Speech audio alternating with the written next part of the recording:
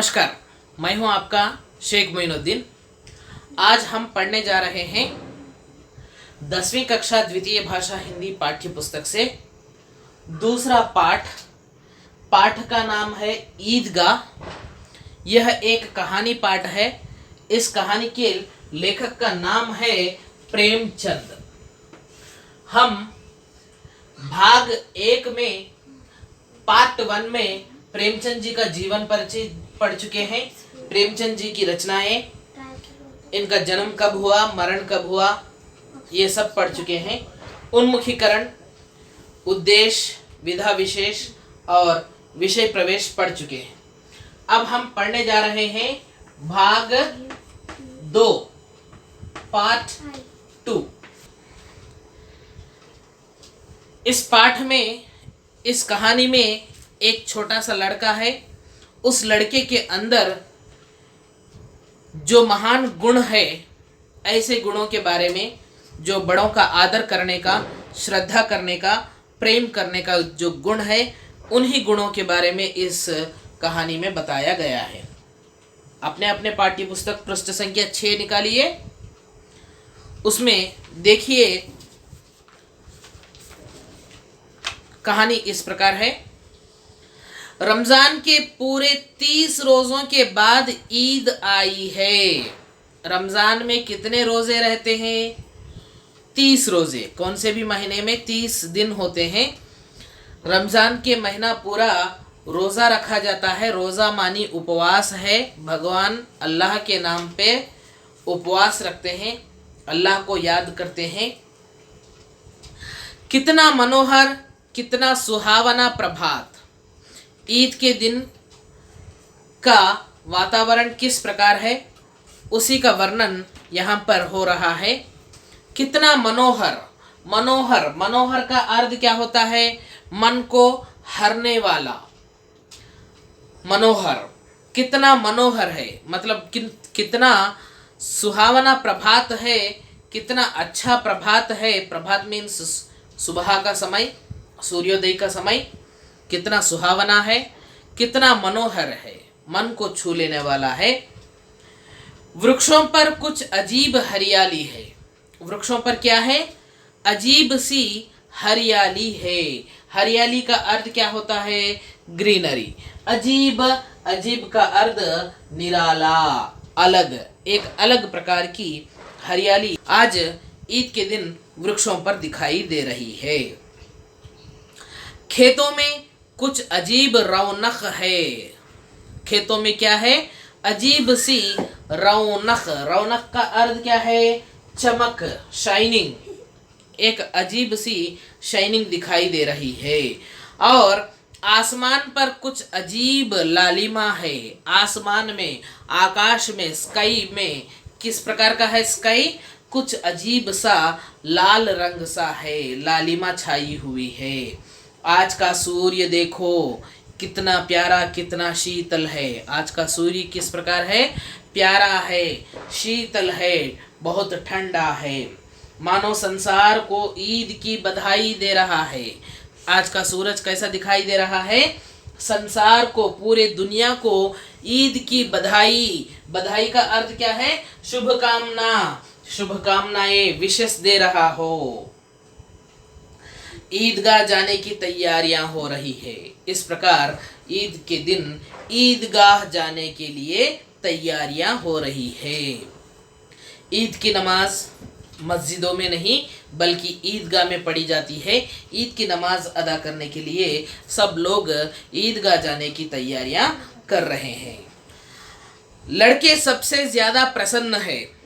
बार बार जेब से खजाना निकाल कर गिनते हैं।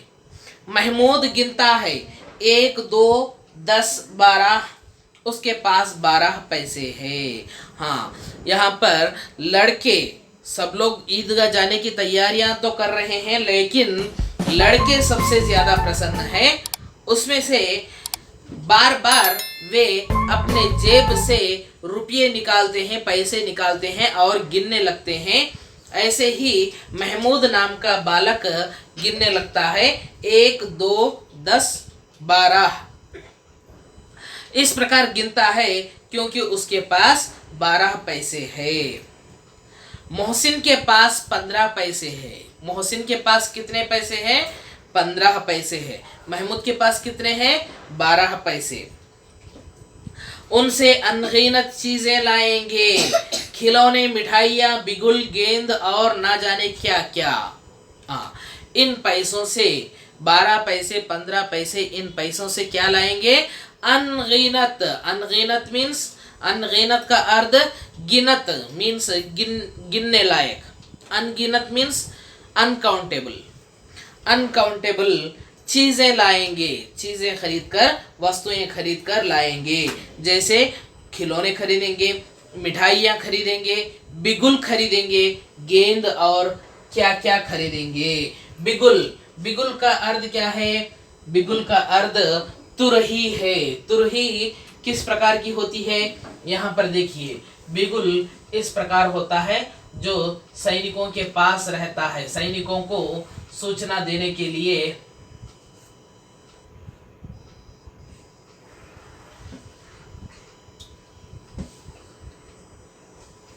इस प्रकार का होता है।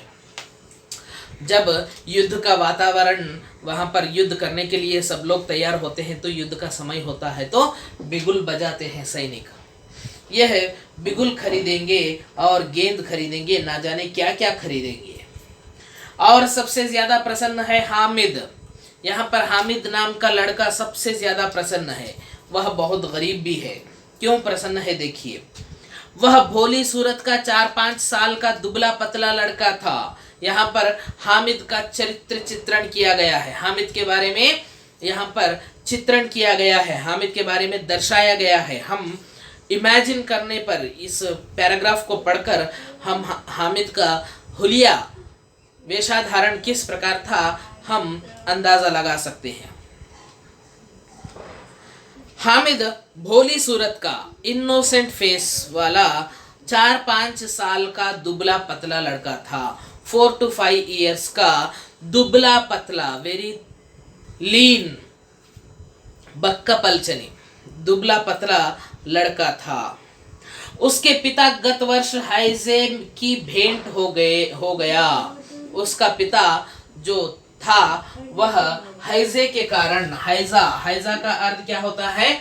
कोलेरा की बीमारी, कलरा बीमारी कहते हैं ना, डिसीज, एक प्रकार का डिसीज, उसी को हम कलरा कहते हैं। हैजे का भेंट हो गया मतलब कलरा की डिसीज से वह मर चुका था। और माँ ना जाने क्यों पीली पड़ती गई और एक दिन वह भी परलोक सिधर गई। हाँ, माँ, उसकी माँ ना जाने क्यों पीली पड़ते गई। पीली पड़ना, पीली का अर्थ येलोइश, जॉन्डिस कहते हैं ना, white jaundice and yellow jaundice. इसमें पीली पड़ना का अर्थ येलो जॉन्डिस का शिकार हो गई और वह भी एक दिन परलोक सिधर गई। परलोक सिधर गई, यह एक मुहावरा है। परलोक सिधर गई, यह एक मुहावरा है। इसे आप सब लोग अंडरलाइन कर लीजिएगा। परलोक सिधर गई, इसका अर्थ होता है मर जाना। किसी को पता ना चला कि आखिर अचानक यह क्या हुआ, अचानक ये कैसे हो गया, कैसा हुआ, ये किसी को भी पता नहीं चला। आगे का पैराग्राफ देखिए। अब हामिद अपनी दादी अमीना की गोदी में सोता है। अब हामिद कहाँ सोता है? अपनी दादी अमीना के गोद में सोता है। दादी अम्मा हामिद से कहती है कि उसके अब्बा जान रुपये कमाने गए हैं और उसकी दादी कहने लगती है तेरे अब्बा जान मर चुके हैं। ऐसा नहीं कहती, बल्कि तेरे अब्बा जान रुपये कमाने के लिए, पैसे कमाने के लिए विदेश को गए हैं, दूसरे प्रांत को गए हैं। और अम्मी जान अल्लाह मियाँ के घर से उसके लिए बहुत सी अच्छी चीज़ें लाने गई है। उसकी अम्मी जान कहाँ गई है? अल्लाह मियाँ के घर से, भगवान के घर से, अल्लाह के घर से बहुत अच्छी चीज़ें लाने के लिए गई है। आशा तो बड़ी चीज़ है। हाँ, तो हामिद के पास एक आशा है, वो आशा बहुत बड़ी चीज़ होती है। हामिद के पाँव में जूते नहीं है। हामिद की आशा क्या है? सबके साथ ईदगाह जाने की आशा। ये आशा बहुत बड़ी चीज़ है। हामिद के पाँव में जूते भी नहीं है, चप्पल भी नहीं है, सिर पर एक पुरानी टोपी है। सिर पर क्या है? एक पुरानी सी टोपी। टोपी का अर्थ क्या होता है? जो नमाज करते समय जो पहना जाता है उसे टोपी कहते हैं, जिसका गोटा काला पड़ गया है। गोटा, गोटा का अर्थ बॉर्डर। ये टोपी का जो बॉर्डर होता है, ये बॉर्डर भी काला पड़ गया है, मतलब बहुत मैला हो चुका है, बहुत पुरानी टोपी। फिर भी वह प्रसन्न है। दूसरे बच्चों से कंपेयर किया गया तो फिर भी वह प्रसन्न है। अभागिन, अमीना अपनी कोठरी में बैठी रो रही है। अभागिन, जिसके भाग्य में ना हो उसे अभागा कहते हैं, वही लेडी है तो स्त्रीलिंग में अभागिन कहते हैं, जिसके भाग्य में न हो। इसका पुल्लिंग शब्द अभागा, स्त्रीलिंग शब्द अभागिन। अभागिन अमीना अपनी कोठरी में बैठी रो रही है। अपनी झोपड़ी में बैठकर, हट में बैठकर, HUT हट, अपनी झोपड़ी में बैठकर यह अभागिन अमीना रो रही है। क्यों रो रही है? देखिए, आज ईद का दिन है और उसके घर में एक दाना तक नहीं है। आज ईद का दिन है, फिर भी उसके घर में पकाने के लिए, खाने के लिए एक दाना भी नहीं है, और उसके घर में दाना तक नहीं है। लेकिन हामिद, उसके अंदर प्रकाश है, बाहर आशा की किरण है। हामिद के अंदर क्या है?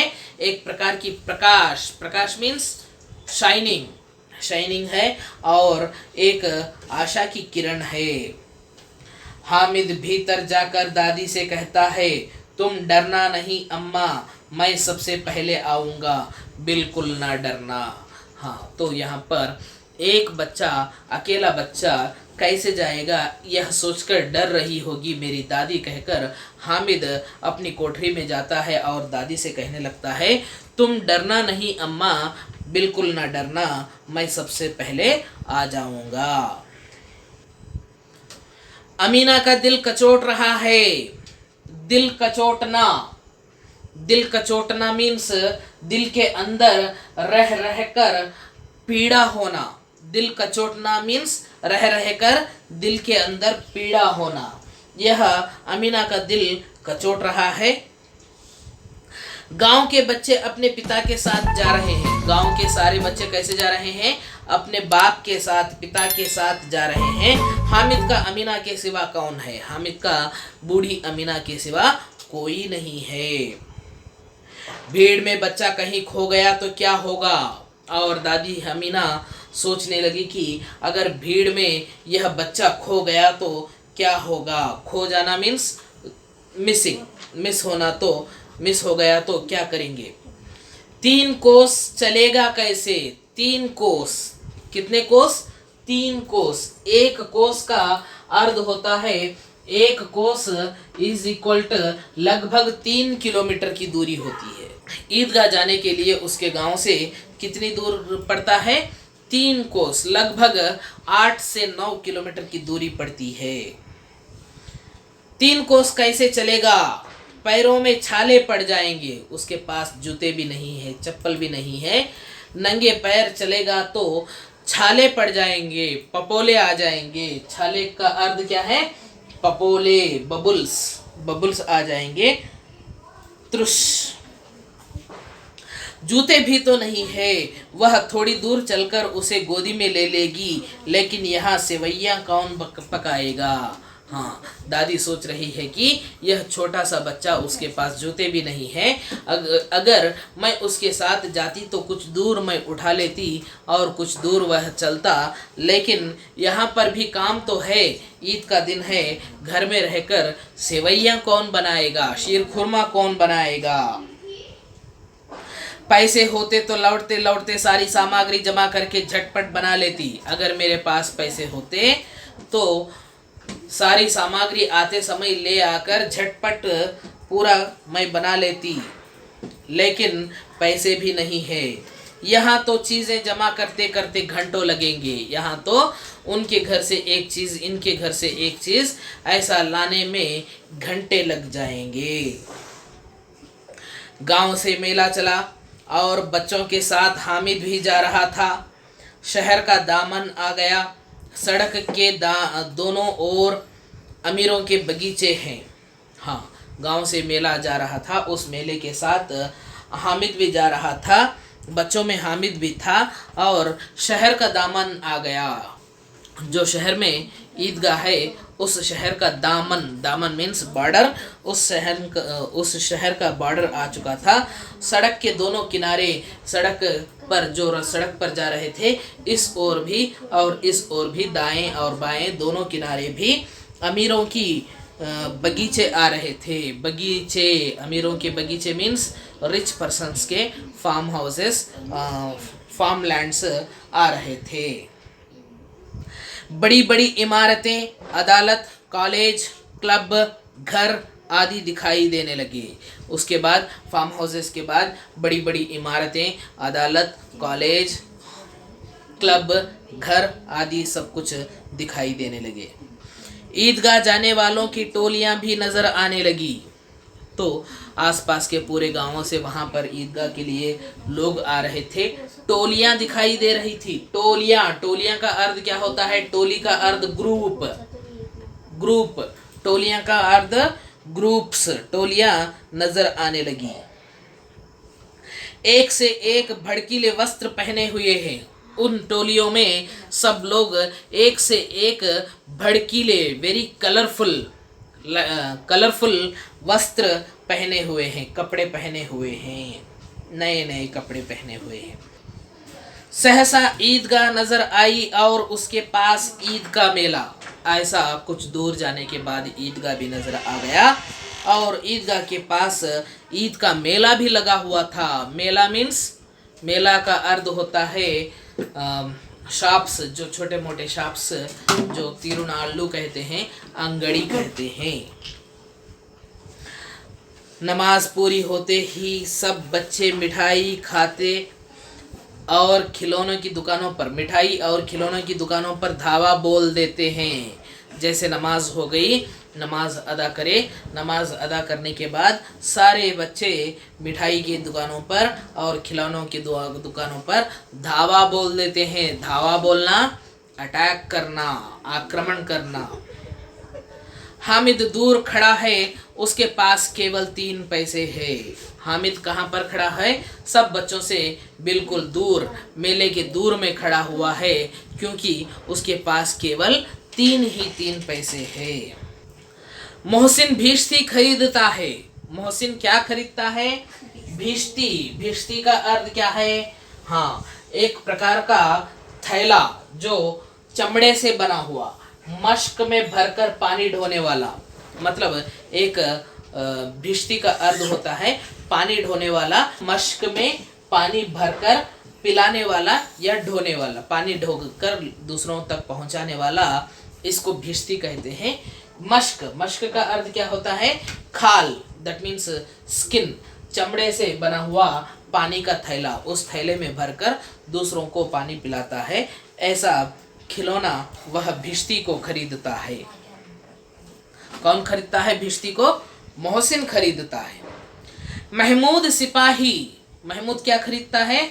सिपाही का पुतला खरीदता है। नूरे वकील, नूर नाम का बालक क्या खरीदता है? वकील। वकील का अर्थ एडवोकेट, लायर, काला कोट पहनने वाला लायर। और सम्मी धोबिन, सम्मी क्या खरीदता है? धोबिन का पुतला, जो कपड़े लेकर धोते हुए दिखाई देती है, ऐसा पुतला खरीदता है। हामिद खिलौनों को ललचाई आंखों से देखता है। हामिद क्या करता है? उन खिलौनों, सारे खिलौने को ललचाई आंखों से, अट्रैक्ट करने वाले आंखों से देखता है। वह अपने आप को समझाता है और अपने आप को समझा लेता है। क्या कहकर समझा लेता है? देखिए, मिट्टी के तो है ये सारे वकील, धोबिन, भिश्ती, सिपाही ये सब मिट्टी से बने तो है, नीचे गिरे तो चकनाचूर हो जाएंगे। अगर हमारे हाथ से छूटकर नीचे गिर जाएंगे तो चकनाचूर हो जाएंगे, टुकड़े टुकड़े हो जाएंगे, इसलिए ये खरीदना बेकार है। फिर मिठाइयों की दुकानें आती है। उसके बाद कौन सी दुकानें आती है? मिठाइयों की दुकानें आती है। किसी ने रेवड़ियाँ खरीद ली, किसी ने रबड़ी खरीद ली, किसी ने गुलाब जामुन खरीद लिया और किसी ने सोहन हलवा खरीद लिया और खाने लगी। मोहसिन कहता है, हामिद रेवड़ी ले ले, कितनी खुशबूदार है। तो मोहसिन कहने लगता है, हामिद रबड़ी ले ले, रेवड़ी ले ले, रबड़ी ले ले, बहुत खुशबूदार है, बहुत मज़ेदार है। तब हामिद ने कहा, रखे रहो, क्या मेरे पास पैसे नहीं हैं? अगर लेना चाहूँगा तो मेरे पास भी पैसे हैं, मैं जो चाहूँगा वो ले लूँगा, तुम्हारी रबड़ी तुम्हारे पास ही रखो। इस प्रकार हामिद कहता है। अगर आपको यह वीडियो अच्छा लगा तो लाइक, शेयर, सब्सक्राइब ज़रूर कीजिए। बेल आइकन को भी दबाइए ताकि मेरे अगले वीडियोस की नोटिफिकेशंस आप तक पहुंच सके। जब मिठाइयों को ललचाई आंखों से हामिद देखता है तो मोहसिन कहता है, रेवड़ी खरीद ले, बहुत खुशबूदार है और बहुत मज़ेदार है, खरीद ले।